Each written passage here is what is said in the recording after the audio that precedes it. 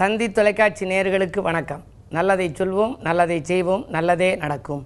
ஒரு வாழ்க்கையில் நல்லது நடக்க வேண்டும் என்று சொன்னால் நல்லதை சொல்ல வேண்டும், நல்லதை செய்ய வேண்டும்.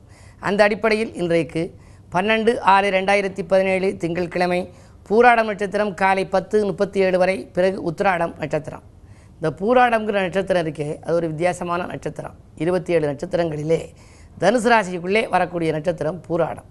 பூராடம்னு சொன்ன உடனே என்ன சொல்லுவாங்க, கொஞ்சம் வயதானவர்கள்ட்ட நீங்கள் கேட்டு பார்த்தா சொல்லுவாங்க, பூராடம் போராடும் அப்படிம்பாங்க. இன்னொருத்தர் சொல்லுவாங்க, பூராடம் நூலாடாது, மாங்கல்ய நூல் நிலைக்காது, அதனால் பூராட நட்சத்திரத்தில் பிறந்தால் நல்ல பொருத்தம் பார்த்து, மாங்கல்ய பொருத்தம் பார்த்து, ரஜ்ஜு பொருத்தம் பார்த்து செய்யணும் அப்படிம்பாங்க.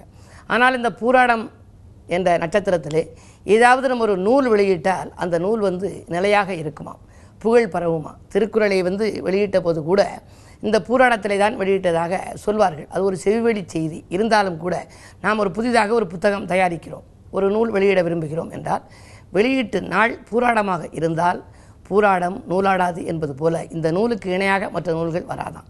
இந்த நூல் புகழ்மிக்க நூலாக மாறி அனைவர் கைகளிலும் திகழும் என்று சொல்வார்கள். அப்படிப்பட்ட இந்த நட்சத்திரத்திலே பிறந்தவர்கள் வாழ்க்கையில் நிறைய போராட்டத்தை சந்திப்பார்கள். சரி, அப்படி பிறந்து விட்டார்கள், இனி போராட்டத்தை சந்திக்காமல் இருக்க வேண்டும் என்றால் என்ன செய்ய வேண்டும் அப்படின்னா, அதற்கென்று நிறைய தெய்வங்கள் இருக்கின்றன. போராடி வெற்றி பெற்ற ஸ்தலங்களுக்கு செல்லணும். எத்தனையோ ஊர்களில் எல்லா கோயில்களும் இருக்குது. முருகன் போராடி வெற்றி பெற்றது திருச்செந்தூர். அவர்கள் பூராடத்திலே பிறந்தவர்கள் வாழ்க்கையிலே அனுகூலமான நட்சத்திரத்திலே அங்கு சென்று முறையாக பரிகாரங்கள் செய்ய வேண்டும். அப்படி செய்தால் முருகன் போராடி வெற்றி பெற்ற அந்த ஸ்தலத்திற்கு சென்று அவர்கள் ஒரு நாள் முழுவதும் முருகன் சன்னதியிலே இருந்து வழிபாடு செய்து வந்தால் அவருடைய வாழ்க்கை போராட்டமாக இல்லாமல் பூந்தோட்டமாக மாறும். சரி, தெய்வங்களிலே இருக்கிற போது மகிஷாசுரமர்த்தனின்னு ஒன்று இருக்குது. பெண் தெய்வங்களிலே ஆங்காரமான தெய்வம் மகிஷாசுரமர்த்தனி. அது போராடி வெற்றி பெற்றது எப்போ அப்படின்னா விஜயதசமி அன்றைக்கு. விஜயதசமி என்றால் வெற்றிக்குரிய தசமி. புரட்டாசி மாதம் அது நடைபெறும். அந்த நவராத்திரி விழா காலத்திலே உற்சவங்கள் இருக்கும். பூராடத்திலே பிறந்தவர்கள் நவராத்திரி விழாவிலே வருடத்திலே ஒரு நாள் விஜயதசமி அன்றைக்கு முழுமையாக விரதம் இருந்து மகிஷாசுரமர்த்தனியை உள்ளன்போடு தியானித்து வழிபட்டால் அவர்கள் வாழ்க்கையிலே போராடும் நிலை மாறிவிடும். அதனுடைய அவதாரமாக துர்க்கை, சூலாயுதம் வைத்திருக்கக்கூடிய அம்மன், ஆங்காரமான சக்திகளை எல்லாம் கும்பிடலாம். வராகி, போர்க்குணம் கொண்டவர்களை எல்லாம் மாற்றுகிற ஆற்றல் வராகிக்கு உண்டு. கதிராமங்கலம்னு ஒரு அற்புதமான ஊர் இருக்குது, கும்பகோணம் பக்கம். அங்கே வனதுர்க்கைன்னு இருக்குது. பட்டீஸ்வரத்திலே துர்க்கை இருக்குது. எங்கள் பகுதியிலே சிவகங்கை மாவட்டத்திலேன்னு எடுத்துக்கொண்டால் சிறுவயலில் பொன்னழகின்னு ஒரு அம்மன், அற்புதமான அம்மன். அங்கே தண்ணீரிலே சில காலங்களுக்கு முன்னாலே விளக்கெறிந்ததாம். அந்த அற்புதமான அந்த பொன்னழகி என்ற பெயரில் இருக்கக்கூடிய பொன்னழகி அம்மன் சூலாயுதம் வைத்திருக்கும். எங்கள் ஊரில் பக்கத்தில் இருக்கக்கூடிய பில்லமங்கலம் என்ற ஒரு ஊர் இருக்கிறது. அழகாபுரி என்ற ஊரிலே பொன்னழகி அம்மன் ஆலயம் இருக்கிறது. அந்த ஊரிலே இருக்கக்கூடிய அந்த பொன்னழகி அம்மன் வடக்கு நோக்கிய தேவதை. வடக்கு நோக்கிய கொற்றவையை இந்த பூராடத்திலே பிறந்தவர்கள் வழிபட்டால் வாழ்க்கை வளமாக இருக்கும். அந்த ஊரிலே பிறக்கிற குழந்தைகளுக்கெல்லாம் அழகப்பன், அழகம்மை என்றுதான் பெயர் வைக்க வேண்டும். 3 குழந்தைகள் பிறந்தால் முதலிலே இருப்பது பெரிய அழகப்பன், அடுத்தது சின்ன அழகப்பன், பிறகு நடு அழகப்பன் என்று இருக்கும். பெரிய அழகம்மை, சின்ன அழகம்மை, நடு அழகம்மை என்று சொல்வார்கள். அழகு என்று பெயர் சூட்ட வேண்டும் என்று அந்த ஊரிலே இருக்கிற மக்களெல்லாம் முடிவு செய்வார்கள். காரணம், அந்த அம்பிகைக்கு பெயர் பொன்னழகி என்று பெயர். அப்படி சூலாயுதம் வைத்திருக்கக்கூடிய வடக்கு நோக்கிய கொற்றவைகளை பூராடத்திலே பிறந்தவர்கள் வழிபாடு செய்தால் அவர்கள் வாழ்க்கை போராட்டமில்லாமல் பூந்தோட்டமாக மாறும் என்ற நல்ல கருத்தை தெரிவித்து, தொடர்ந்து அந்த கொற்றவை இருக்கக்கூடிய ஆலயங்கள், அந்த ஆலயங்களுக்கு எப்படி செல்வது, அதனுடைய வழிபாடுகளுடைய முறைகளை பற்றியெல்லாம் உங்களுக்கு தந்தி தொலைக்காட்சியிலே சொல்வேன் என்று சொல்லி இன்றைய ராசி பலன்களை இப்பொழுது உங்களுக்கு வழங்கப் போகின்றேன். மேசராசி நேயர்களே, உங்களுக்கெல்லாம் முன்னேற்றம் காண முயற்சி எடுக்கின்ற நாள். இன்றைக்கு பணவரவு திருப்திகரமாகவே இருக்கிறது. பாதியில் இந்த பணிகள் மீதியும் முடியும். பெண்வெளி பிரச்சனைகள் நல்ல முடிவுக்கு வரும். தங்கம் வெள்ளி வாங்குவதிலே தனி கவனம் செலுத்துவீர்கள். ரிஷபராசி நேயர்களே, உங்களுக்கு சந்திராஷ்டமம். எதை செய்தாலும் கொஞ்சம் யோசித்து செய்ய வேண்டும். அது மட்டுமல்ல, உறவினர் பகை உருவாகலாம். ஆரோக்கிய தொல்லைகளும் உண்டு. விரயங்கள் கூடுதலாக இருக்கிறது என்று சொல்லி நீங்கள் கவலைப்படுவீர்கள். உறவினர் பகை உருவாகாமல் பார்த்துக்கொள்வது உங்கள் புத்திசாலித்தனம். மிதுனராசி நேயர்களே, உங்களுக்கெல்லாம் இன்றைக்கு செல்வாக்கு மேலோங்கும் நாள். செயல்பாடுகளில் உங்களுக்கு வெற்றி கிடைக்கும். பண நெருக்கடிகள் அகலும். பாராட்டும் புகழும் கூடும். உத்தியோகத்தில் உடன் இருப்பவர்களால் ஏற்பட்ட சிக்கல்கள் விலகும். கரைந்த சேமிப்புகளை ஈடுகட்ட முன் வருவீர்கள். வீடு வாங்க விற்க எடுத்த முயற்சிகளிலும் வெற்றி உண்டு. கடகராசி நேயர்களே, உங்களுக்கெல்லாம் விவாக பேச்சுக்கள் நல்ல முடிவுக்கு வரும் நாள்.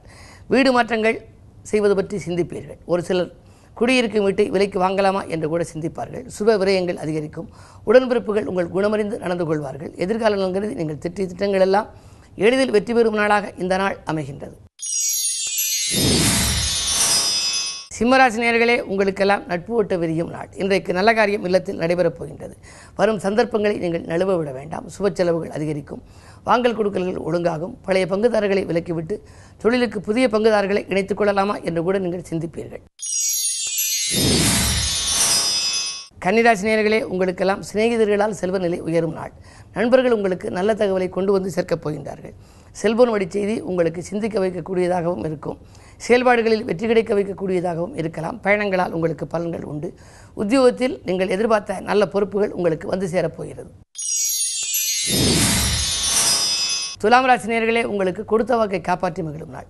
கொள்கை பிடிப்போடு நீங்கள் செயல்படுவீர்கள். கூடுதல் லாபம் தொழிலிலே கிடைக்கும். எதை வாங்க வேண்டும் என்று நீங்கள் நினைத்தீர்களோ அதை வாங்கக்கூடிய சூழ்நிலை உருவாகலாம். புதிய ஒப்பந்தங்களில் கையெழுத்திட்டு மகிழப் போகின்றீர்கள். பொன்பொருள் சேர்க்கை ஏற்படுகின்ற இந்த நாள் ஒரு இனிய நாள். விருச்சிக ராசி நேயர்களே, உங்களுக்கெல்லாம் தொட்ட காரியங்களில் வெற்றி கிடைக்கும் நாள். துணையாக இருக்கும் நண்பர்கள் தோள் கொடுத்து உதவுவார்கள்.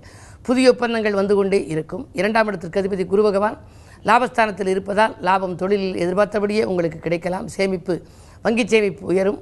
வளர்ச்சி கூடுதலாகவே இருக்கும். உத்தியோகத்தில் உள்ளவர்களுக்கெல்லாம் உயர் பதவிகளும் பொறுப்புகளும் கூட கிடைக்கலாம். அந்நிய தேசத்திலிருந்து வரும் அழைப்புகளை ஏற்றுக்கொள்வதா என்று கூட நீங்கள் சிந்திக்க தொடங்குவீர்கள். இந்த நாளை மேலும் இனிய நாளாக நீங்கள் அமைத்துக்கொள்ள அம்பிகை வழிபாட்டில் கவனம் செலுத்துங்கள். தனுசு ராசி நேயர்களே, உங்கள் ராசியிலேயே சந்திரபலம் கூடுதலாக இன்றைக்கு இருக்கிறது. இருந்தாலும் விரயங்கள் உங்களுக்கு அதிகரிக்கும். வீடு மாற்றங்களும் நாடு மாற்றங்களும் உருவாகலாம். ஒரு சிலருக்கு ஊர் மாற்றங்கள் தானாகவே வந்து சேரப்போகின்றது. 12லே சனி இருப்பதால் பயணங்கள் அதிகரிக்கும். ஆனால் அலைச்சல் கூடுதலாக இருக்கும். ஆதாயம் குறைவாகவே இருக்கலாம். உத்தியோகத்தில் உடன் இருப்பவர்களோடு பகை ஏற்படாமல் பார்த்துக்கொள்ளுங்கள். மேல் அதிகாரிகள் உங்களுக்கு நன்மை தரும் விதத்தில் நடந்து கொள்ள மாட்டார்கள். அதே நேரத்தில் 3லே கேது இருப்பதால் முன்னேற்ற தடைகள் உங்களுக்கு வராமல் இருக்க நீங்கள் இன்றைக்கு குருவை வழிபடுவது நல்லது. அம்பிகை வழிபாடும் உங்களுக்கு ஆனந்தம் வழங்கும். மகர ராசி நேயர்களே, மாலை 5:04 மேல் உங்கள் ராசிக்குள் சந்திரன் பிரவேசிக்கப் போகின்றார். உங்கள் ராசியை குரு பார்க்கப் போகிறது, பார்த்து கொண்டு இருக்கிறது. எனவே குரு பார்வை இருப்பதனாலே குழப்பங்கள் அகலும், குதூகலம் கூடும். பக்கத்தில் உள்ளவர்களால் ஏற்பட்ட பகை இனி மாறப்போகிறது. பணிவும் துணிவும் உங்களுக்கு கூடுதலாக கிடைக்கும் நாளாக இந்த நாளை கருதலாம். கல்வி முயற்சிக்கு கை கொடுத்து உதவ நண்பர்கள் காத்திருப்பார்கள். ஆடை ஆபரண சேர்க்கை உண்டு. அதிகாரிகளால் ஏற்பட்ட தொல்லைகள் அகலும். இந்த நாளை மேலும் இனிய நாளாக நீங்கள் அமைத்துக்கொள்ள அம்பிகை வழிபாட்டில் ஆர்வம் காட்டுங்கள். கும்பராசி நேயர்களே, உங்களுக்கு ஜென்மக்கேது 7லே ராகு. சுபகாரிய பேச்சுக்கள் முடிவாகும் நாள். நீண்ட நாட்களாக இல்லத்தில் மங்கள ஓசை கேட்கவில்லையே என்று காத்திருப்பவர்களுக்கு இப்பொழுது அதற்கான தகவல் வரப்போகின்றது. குழந்தைகளின் கல்யாண கனவுகள் நனவாகலாம். கூட இருப்பவர்களால் உங்களுக்கு நன்மைகள் கிடைக்கும். தொழில் மாற்ற சிந்தனைகள் உங்களுக்கு மேலோங்கலாம். தொல்லை தந்த எதிரிகள் விலகுவார்கள். விலையுந்த பொருட்களை வாங்குவதிலே நாட்டம் செலுத்துவீர்கள். என்ன இருந்தாலும் ஜென்மக்கேது இருப்பதால் ஆன்மீக நாட்டம் அதிகரிக்கும். இன்றைக்கு ஆலய வழிபாடு ஆனந்தம் வழங்கும். மீனராசி நேயர்களே, குருவின் பரிபூர்ண பார்வை உங்கள் ராசியில் பதிகிறது. அதிகார பதவியில் உள்ளவர்களின் ஆதரவு கிடைக்கின்ற நாள். இன்றைக்கு அரைகுறையாக நின்ற பணிகளையெல்லாம் திருப்தியாக முடிப்பீர்கள். ஆரோக்கியம் சீராகி ஆனந்தப்படுத்தும். நண்பர்கள் நல்ல தகவலை கொண்டு வந்து சேர்ப்பார்கள். பழைய தொழிலை அப்படியே விட்டுவிட்டு புதிய தொழில் தொடங்கலாமா என்று கூட நீங்கள் சிந்திப்பீர்கள். வங்கி சேமிப்பு உயரும். வாகன யோகம் உண்டு. பழைய வாகனங்களை கொடுத்துவிட்டு புதிய வாகனங்கள் வாங்குவதிலே ஆர்வம் காட்டுவீர்கள். அதிகாலையிலேயே வரும் அலைபேசி வழி தகவல் உங்கள் தொழிலுக்கு உறுதுணை புரிவதாக இருக்கலாம். 2லே சுக்கிரன் இருப்பதால் பணப்புழக்கம் அதிகரிக்கும். இந்த நாளை மேலும் இனிய நாளாக நீங்கள் அமைத்துக்கொள்ள திங்கட்கிழமை என்பதாலே அம்பிகையை வழிபடுவது நல்லது. மேலும் விவரங்கள் அறிய தினத்தந்தி படியுங்கள்.